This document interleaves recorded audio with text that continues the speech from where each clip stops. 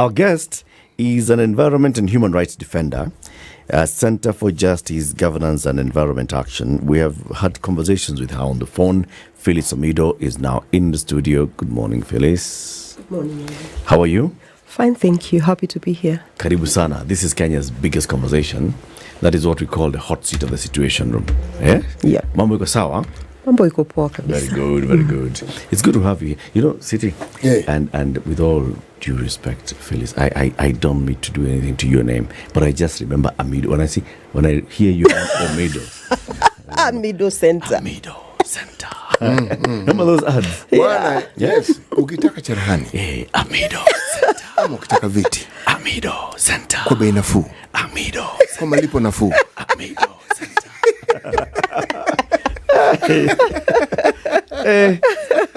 Karibu. Asante sana. Yeah. You will tell us what the first time we had a conversation with you was about something that was happening in Mombasa.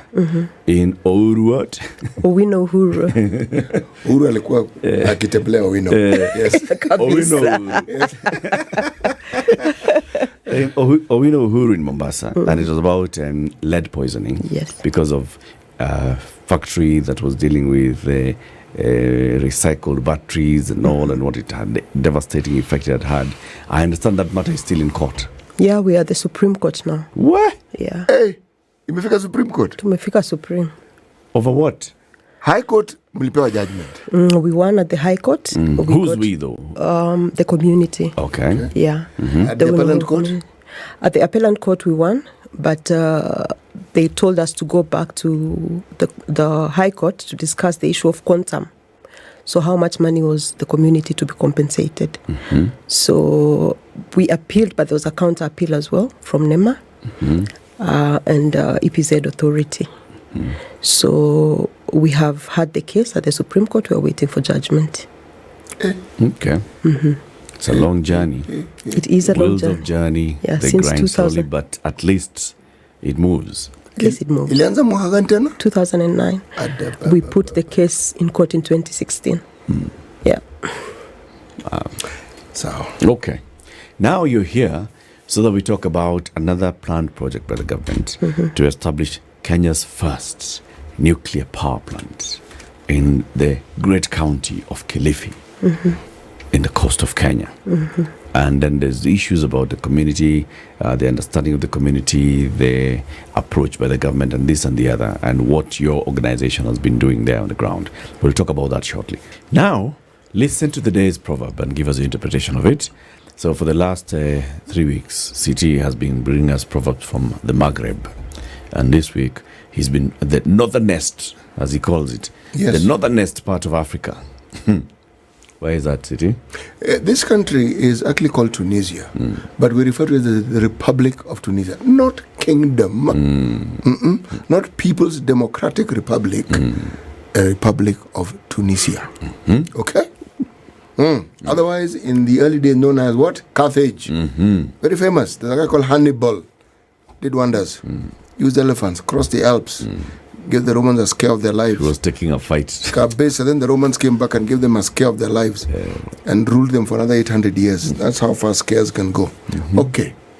He who spends a night with chicken will crackle in the morning. He who spends a night with chicken Yes. will crackle in the morning. Yes, this is not a joke. Okay? This is not me trying to be humorous. This is just me reciting and narrating a proverb from Tunisia. Yes. So no chicken jokes here. Okay? Phyllis, what do you think this proverb is telling us? It says don't hang around people who mess with your head. Don't hang around people who mess with your head. Yeah, otherwise you'll sound just like them. Nice. Choose your company carefully. Very carefully indeed. Yes. Because you'll become that company. Exactly. Okay. Good one. Okay.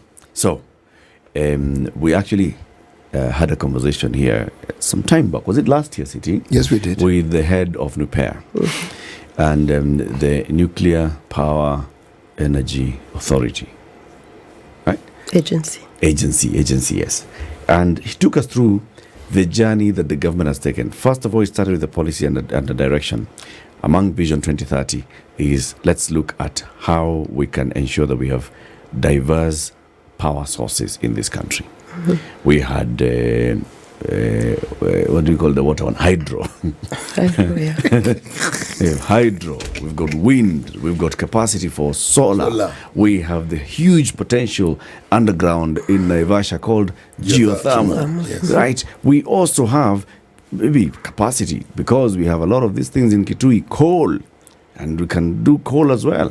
We have capacity as well to go nuclear. So all these things, the drafters of Vision 2030 said, let's look at how we can diversify our power mix in the country. And one of those then was, let's go the nuclear route and see how far we can go. But we needed a lot of things to be crossed and ticked before we got there. Yeah. So look at law, look at policy, look at regulations, look at this and the other, establish an institution, how do you deal with this? And NuPEA doesn't just deal with nuclear power, they deal with nuclear in Kenya. Yeah. So even if we're talking about X-rays and all those other issues, how do we regulate those ones? But also when it comes to power, how do we go about it? What are the safety measures to put in place? When they were ready, they said, now we actually now can start a journey towards having a nuclear power plant in Kenya. And if all goes according to plan, by 2034? Yeah, 2034. By 2034, Kenya will add nuclear power into the grid. Actually, they are saying by 2034 it should have been completed. Yes. So they are starting in, I think, 2027. 2027 was to start. 2034, grid, nuclear power mix. We are expanding. Yeah. Nuclear power, green energy. Establish the place, Kilifi. Now, there have been issues since then. Now, take us from that point on. Take it over. What has been happening? Vitu kwa ground. So NuPEA walipewa 19 by the International Atomic Energy Agency. They were given 19 infrastructure compliance issues with which to go through before they were ready to implement nuclear. The first one is the political decision has to be made, all right? So as a Kenyan, we sought to understand first when was the political decision made and how. The only document that we have is the Presidential Task Force on Power Purchasing Agreement that recommended that NuPEA should be disbanded, okay? And that Kenya was not ready to go nuclear. But immediately after that was done, NuPEA takes off and says a political decision has been made. So the first step for us is show us how the political decision was arrived at. All right? The second thing, you've talked about the site selection, that Kilifi has been chosen. Give us feasibility studies that led to the site being chosen as Kilifi. The document we are looking at is this NuPEA's own CESA report, which says a nuclear plant cannot be put up in an ecologically sensitive or an ecologically valuable area. They have picked the most pristine area in Kilifi under a UNESCO biosphere, meaning it has the global ecological importance. We know that area, the small area, hosts Arabuko-Sokoke forest. That is the only East African coastal forest with a lot of different endangered species. It's an area that hosts migratory birds, and we have tourists that come each year just to watch the birds. It's also the only area that hosts Watamu Marine Park. I think that one of the only places you'll go to Kenya to watch dolphins. It brings in tourists just to come and watch dolphins. It hosts a mangrove plantation of 17,000 hectares, which is being used to sequence the carbon that we as Kenya produce. So this is one hell of an ecologically sensitive area. And therefore, by NuPEA's own CESA, this should not be the area. My own proverb this morning is siku njema huonekana asubuhi. You always know the outcome of an issue, but by what happens earlier on in the day. So we've had a back and forth with NuPEA from the time they started. You should have seen the first CESA report that they produced for Kenyans, which said that they were going to somehow shoot nuclear waste into space. And I was flabbergasted that both NEMA, SGS, and NuPEA was presenting this to the public. So we sought to understand why, how, what capacity do we have as a country to do that, to implement that. And of course, that's where my question started with this whole journey. So it's been one blunder after the other with the Nuclear and Power Agency. And they have nothing really to support the amount of budget and the work that they are doing for Kenyans. There's no output for Kenyans. And therefore, we are against this project. What's this area? You described so ecologically diverse and important. Where exactly in Kilifi is this proposed area? So it's in Matsangoni Ward in Kilifi County. And it's a beautiful area. Currently, in this particular spot where NuPEA has identified that we could put up a plant there, what's there? That specific spot? They went to a girls' school, actually, the only girls' school in the ward. And this is the area that they identified that would be very ideal. So the proposal is to move the school? Yes, so there's something that they are calling buffer zones. So there's areas, I think, within 5-kilometer radius, everyone has to move out. And then there's a 15-kilometer radius where there are some measures that you have to put in place if you decide to stay in that area. So it goes on and on and on and covers a very huge area. Okay. Yeah. Why that particular spot? From all the reports so what they are saying is, what does it have? It's proximity to the ocean. It's right at the ocean, because they need huge amounts of water for cooling the nuclear power plant. And then it has a stable rock. These are the two things that they are going by. However, there is no feasibility study that they have shown us that would either cancel out other areas or make this the ideal area. So for us, just looking at a place and saying this is where we are going to put a nuclear power plant, after receiving 900 million Kenya shillings in a budget, is not acceptable. We need to see studies. Are these same requirements for studies, some of the requirements that are also required by the Atomic Energy Agency? So the Atomic and Energy Agency have said that they only go by the reports that Kenya gives. Okay. And they but it's a requirement for you to submit reports. To submit reports. Do you understand? They do is but they do not question. Okay. You understand? So it's up. Have we submitted reports that show this, that what you're saying, that there were no feasibility studies? Were there feasibility studies that were submitted to the IAEA? No. There are reports, but there's no feasibility. We have gone through, for example, Kenya's CESA report. We have critiqued it, and these are some of the issues that we've brought out. There is nothing that guides the decision making. It's just about a few men deciding and saying, okay, it's this place. Where are the studies that you have done? Show us the studies. And NuPEA have admitted that there are no studies. There's something I want to read. You know, when you talk about the biodiversity,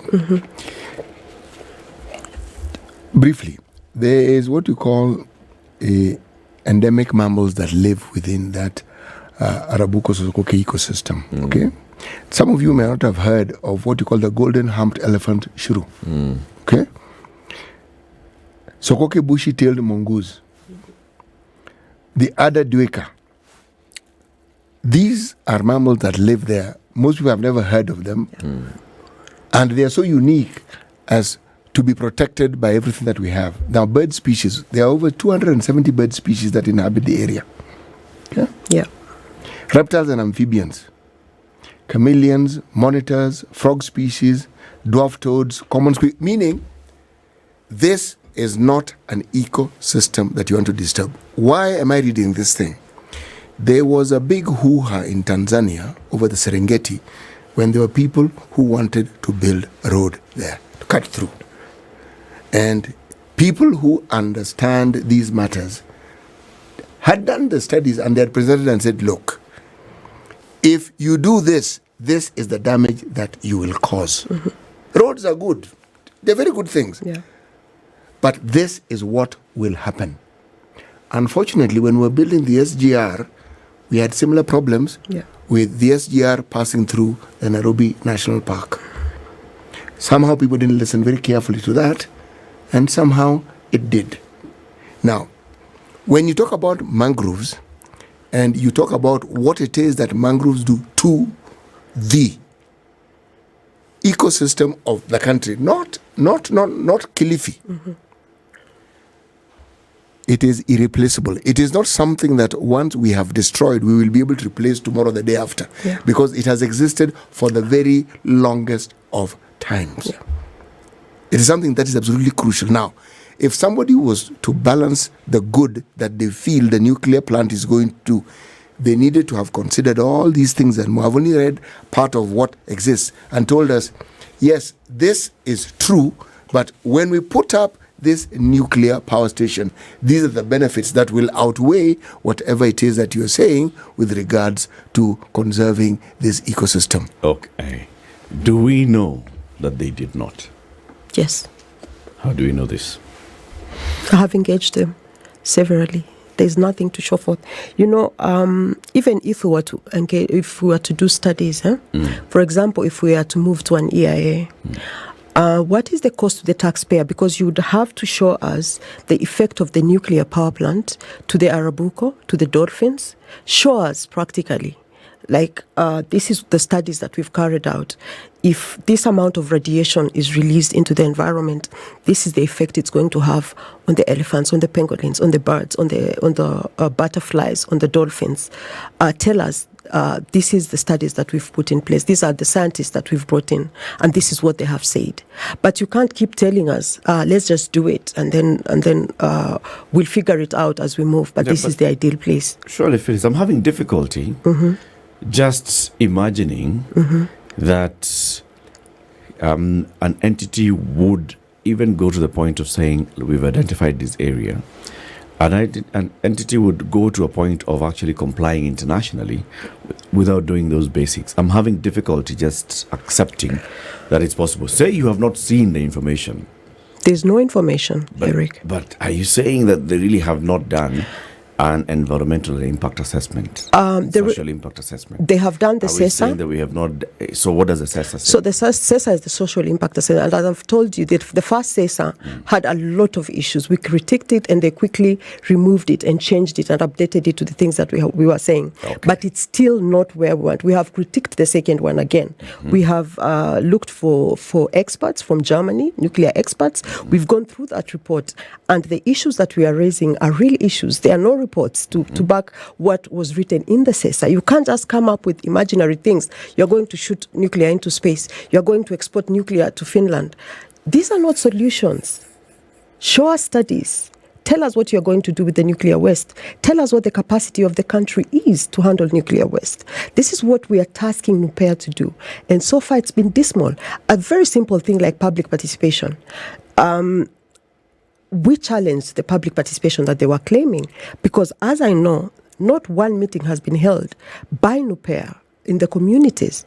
The only meetings they've attended 4 of our meetings. These meetings were organized by us, the civil society, and we invited them to come and talk to the community. They were unable to articulate the answers that the community was bringing up, and therefore there was no public participation. And this, when they submitted now a request for an EIA, NEMA had to do a study because we were holding NEMA to task. Where is the public participation? Prove to us that it was done, and therefore NEMA had to go to Netherlands to bring a Netherlands entity to come and do an inquiry into the public participation. So we are waiting for the result from the Netherlands.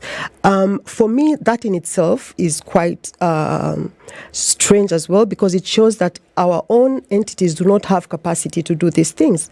If at this early age we are relying on Netherlands to do a study into public participation. It's called benchmarking and it's national best practice, Phyllis. I mean, come on. Public participation, benchmarking. If the entity that was chosen to do this study by NEMA was an entity that has been doing environmental impact studies in cement manufacturing or in road construction or in forestation, you Phyllis would be leading in saying these guys have no experience and expertise in nuclear. So we don't have expertise in public participation? Well, see, we have to mix. Now they've brought in somebody who has expertise in nuclear, and then the public understands public participation. Public will participate. All right. One of the things I'm just basically pushing back and saying, what's the issue if they've brought in somebody who has expertise on a certain field to come and do this thing? Is your issue that it's not a Kenyan, or is the issue that it's not a competent entity? The issue is that it questions our capacity as a country to handle issues of nuclear. One thing that nuclear does, Eric, is that it completely disempowers us and removes the energy, the control over energy from our hands and puts it in foreign entities. When you talk about geothermal, it's our power. If you talk about wind, if you talk about hydro, these are even wind, all this solar, they are in our control.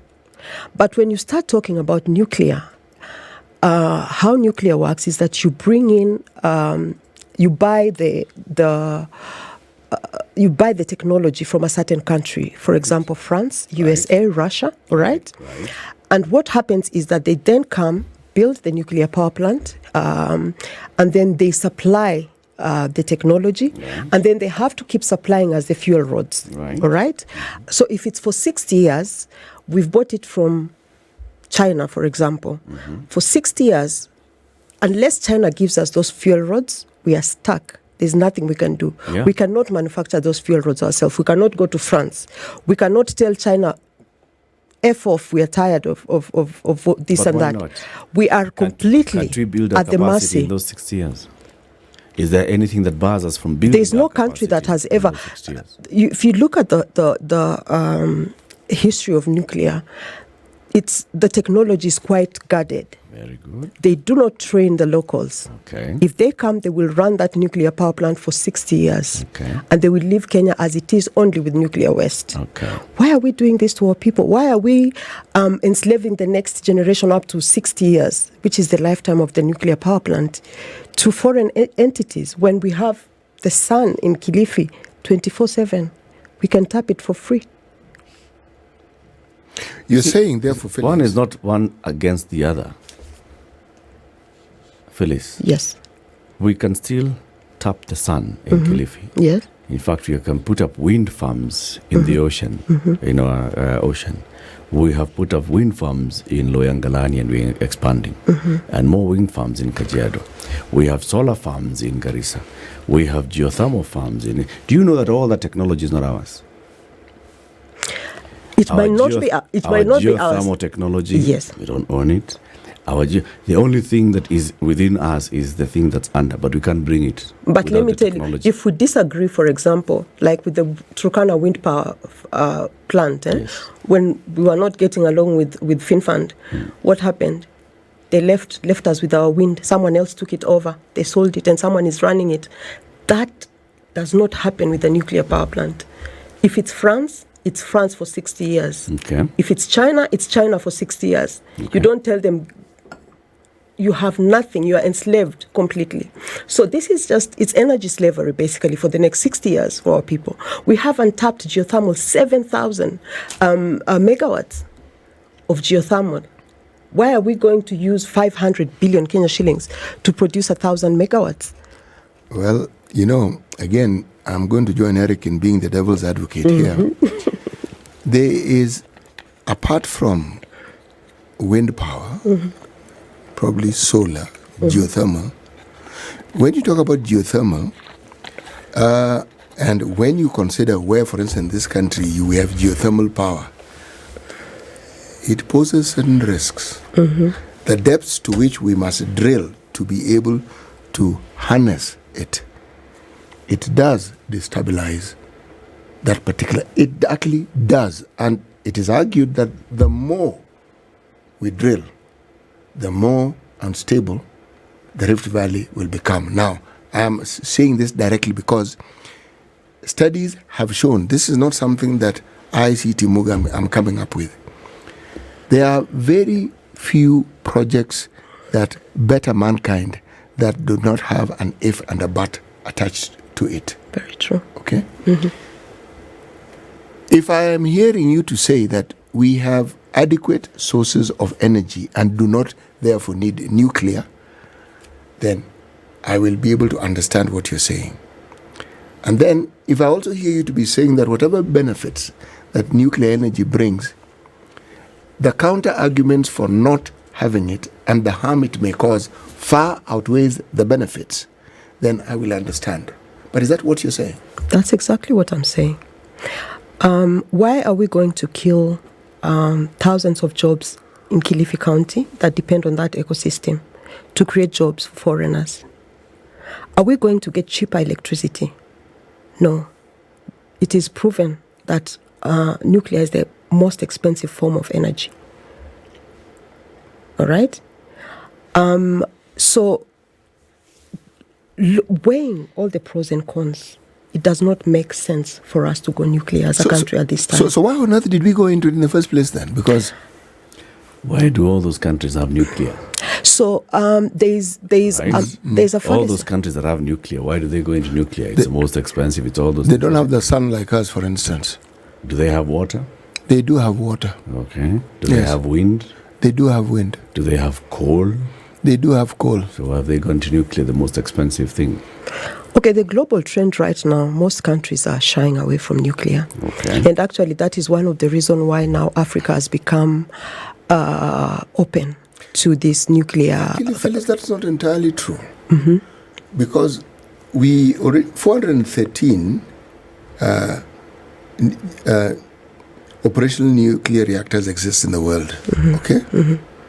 China, Russia, South Korea, India, they have them. Mm-hmm. But 58 others are still being built. So it's shying away doesn't mean they don't have them.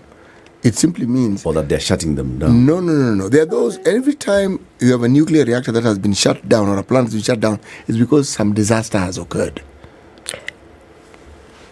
Not really. Tell me of a nuclear plant that was shut down and no disaster had occurred. Germany. They are shutting down. Yeah. Because of the environmental impact and the cost and the fact that they are unable to deal with the nuclear waste. Yeah. And shutting it down completely? Completely. And then Ukraine happened.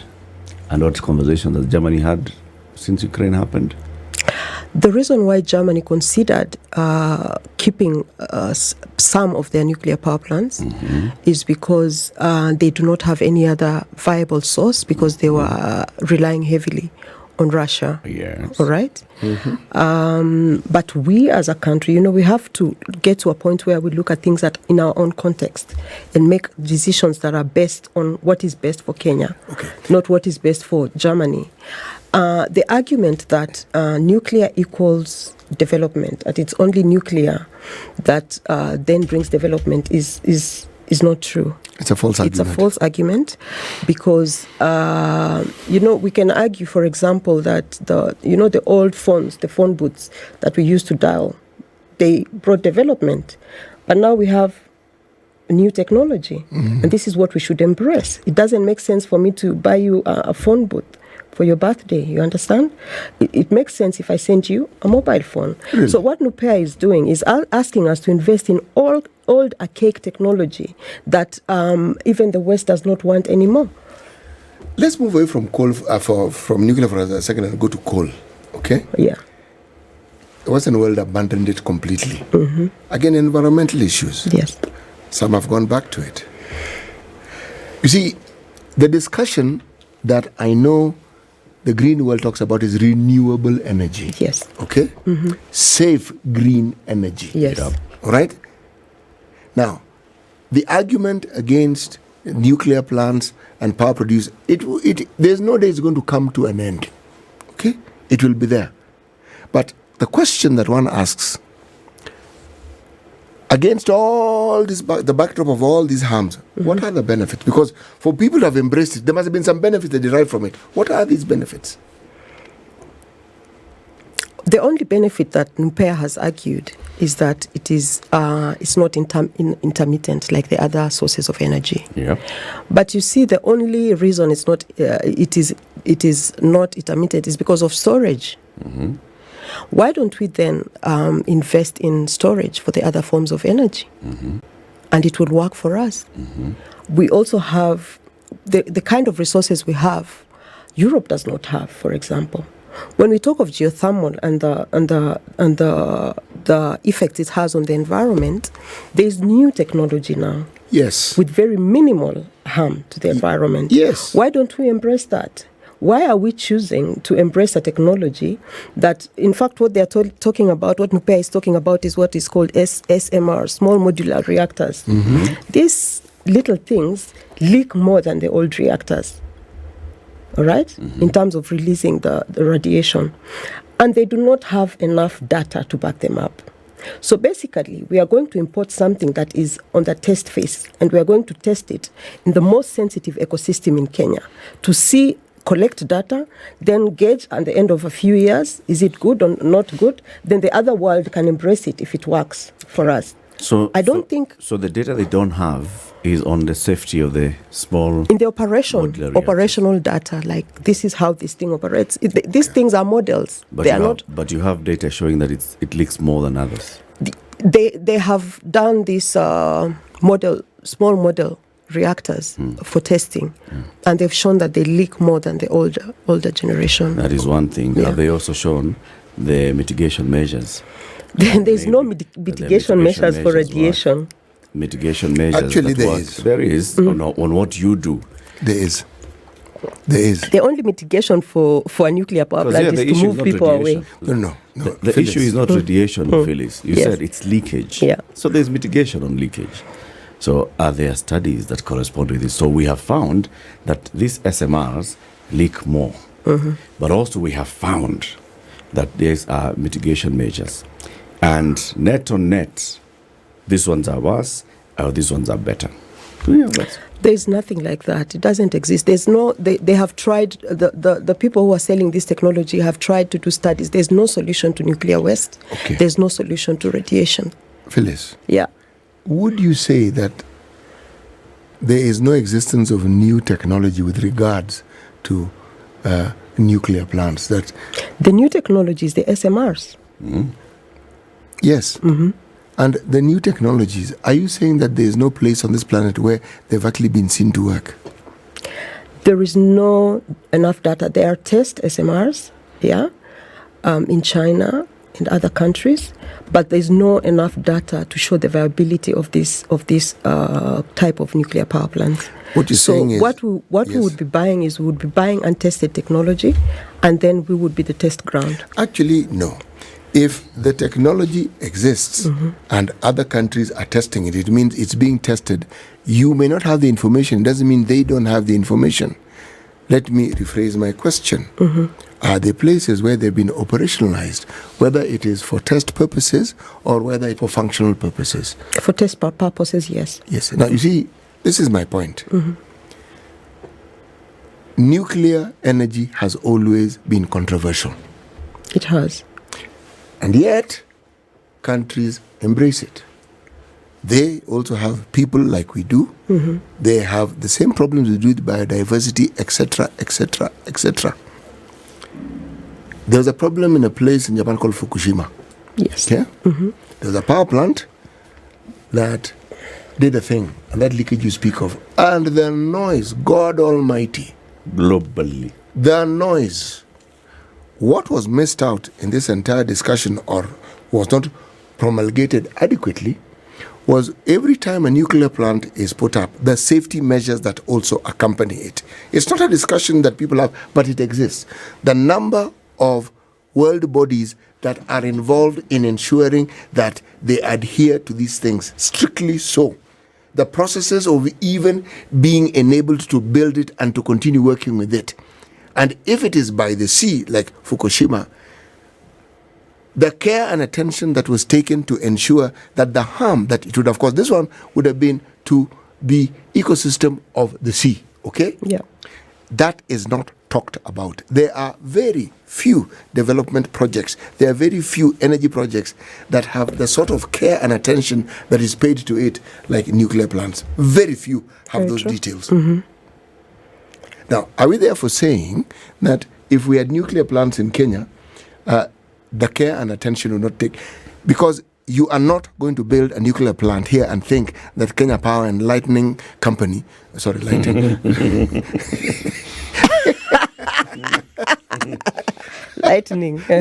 are the ones who are going to manage it. No.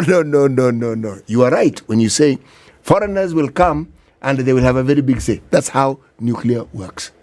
Because the process of having that plant, this waste that we speak of, there are also residues that we know can be used to form bombs. We know that. Yeah. It's an entire industry that is very carefully guarded. Yes. So are we saying that if we had these plants in Kenya, that we would escape this dragnet of this careful attention and detail that is paid to this industry? When we started, I told you, siku njema huonekana asubuhi. Saa zingine. So if something is going to be messed up, you see it from the onset. Okay, now we are talking about our own capacity as Kenyans. Does the MCA Act have capacity to monitor environmental impact on nuclear? Does it? If NEMA are struggling with small things like pollution of rivers and lakes. Lead poisoning. Yes. Sorry. They are struggling with it. I keep forgetting that there are people who don't understand Kiswahili and may be listening. No. Capacity, there I will not argue with you. So number one, does it say we can't build the capacity? That's exactly so the why point. don't we do this as a country? Why don't we start building our capacity and then leave this thing to the next generation to decide whether they want to venture into nuclear if they ever need it? But what I know is that we have enough sources of renewable energy. And this greenwashing, I heard you say, Eric, I'll hold you to account for calling this thing green. It is not green. If you look at the mining that goes into uranium, that whole process, how much carbon emissions come out of it. Yes. You cannot tell me that nuclear is green unless they are not using uranium. No, it's not. But as long as they are using uranium, it cannot be termed as green. Geothermal So is green. That is what is called is renewable. Wind is also not green. So it's not green. Look at the amount of carbon emissions. Renewability. So renewable, yeah. You talked about technology and about embracing new technology, right? And then you also said, why don't we look at, if we are talking about having that sustained power output coming from our solar farms, then let's take the power, store the power, so that we have power throughout. That is already something that Kenyan have told us they are starting to do. Okay? And even Kenya Power in those other plants.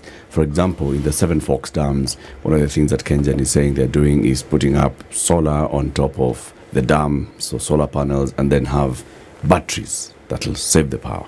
Okay? Those batteries are new technology. In fact, going by your argument, we could say that we don't have sufficient data to tell us how reliable these batteries are because they're still new. Because they're still new, developing technology. These are new technologies on these new kind of batteries, the lithium-lead batteries and all. We could say, therefore, that let's not even go e-vehicles because there's still a lot that we don't understand. I mean, it's a new technology of electric mobility. Let's not venture into electric mobility because, I mean, this thing is 15 years or less old in terms of commercialization of it. So let's wait first until... We cannot say that. But Eric, what is the argument here? Nuclear is not a new technology. Yeah, exactly. This is an old technology with no solutions that is now being dumped in Africa. Just pause for a second, Phyllis. This is a very old, archaic technology with no solution. So they are trying to find something that fits Africa. That's why they are coming up, something that we can afford. So there's always improvement in the areas. There's SMR, for example, in nuclear.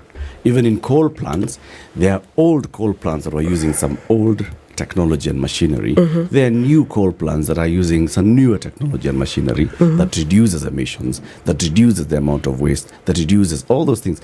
That is what improvement in technology does. The thing that we are doing with drilling underground in geothermal, there'll be new technology. There is new technology that improves actually, yeah. how we bore into the ground, Yeah. so that we reduce the impact that we have on the environment. Yes. There will always be new technology.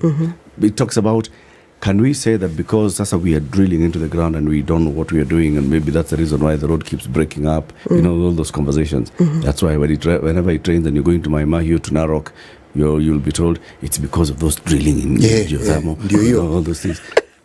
Come on. Look, take something like a motor vehicle, Yes. right? The technology. Remember what it is we started off with, and just the amount of pollution. Then you have improvement on it, okay? Catalytic converter. Because we've understood this emission is a bit harmful, okay? This is what we're going to do to the engine. We're going to make it more efficient. Then you have a hybrid vehicle. We're going to mix this thing up so that carbon emission, blah, blah, blah, blah, blah, harm to the environment, blah, blah, blah, blah, blah. Then now we have electric vehicle. The truth is, at every stage you come up with new technology, there'll be some harm to the environment, to the But it somewhere. improves the situation. Yes. That's the idea behind technology. Yes. It's not just producing technology. You know, this argument that I'm putting across, I'm actually supporting you. Yes. Can I continue? Yes, please. Okay, as I was saying, you see, this situation that we find ourselves has not had adequate discussion. And the people who want to build this nuclear plant clearly have not taken the time and bother to have done their homework so that when they make a presentation, it is complete and one can understand where they're coming from. They seem to have thought of the idea, but the fine details that go into actually realizing it, that one is a labyrinth. But there's one huge labyrinth. This ecosystem you speak of, it's a UNESCO site. It's a UNESCO biosphere site. Just so that people can understand. So it's not, so it's globally protected. It's globally protected. Hiyo tu kama watu walikuwa hawajui. In case people didn't know, let them know. But the point is this. The argument we're having here is an argument that has always been had with regards to development. Something new comes along and there's always pushback. And the pushback usually is because we don't fully understand. Or the knowledge we have is scanty, and the knowledge that we have is negative. Because when you hear nuclear, you hear bomb. When you hear nuclear, you hear Fukushima, or you hear Nagasaki, Hiroshima. Yeah, that's what you hear. Chernobyl. Kilifi inaweza kulipuka. And that is not what's going to happen. My question now, in addition to just opposing this nuclear plant and everything around it, what then do you as civil activists do to educate the public about the benefits and the harms? Because the two go hand in hand. Yeah. Yes. So first we have had numerous meetings. We have invited NuPEA to speak to the communities, actually. I told you, so far we've had 4 huge meetings with attendance of about 5,000 people. And then we have had more smaller meetings in conferences where we have also invited NuPEA and NEMA to also talk to the activists, the CSOs, to build their capacity to understand where they are coming from with this nuclear issue. So it's not like we have refused to engage NuPEA. We have tried our best to engage NuPEA. But NuPEA has failed to answer a lot of the questions that we are raising. And we are really opposed to some of the decisions that are made, biggest being the area that they have chosen for a nuclear power plant. That said, the issues that we are bringing up are issues that are genuine. For example, you've talked about Kenya Power Grid, yeah? Does the Kenya Power Grid have capacity to absorb nuclear? Of course it doesn't. It means we have to change the whole grid. So this estimation of 500B, this grid cannot absorb nuclear. What does that mean? The type of grid that is used for nuclear power is not the one we are using for renewable. Remember, our sources of energy are... Why? Because this technology comes with their own grid. So nuclear electricity is different from hydroelectricity? The transmission is quite different. And you need to understand that nuclear is very sensitive. It's not like hydro when something happens to the grid, it just closes off and we have a blackout for a few hours and it's fixed and we go on. If there's something that goes wrong with a nuclear power plant, that's the end of us. Meaning, Now, this I want to understand this end of us. What happened?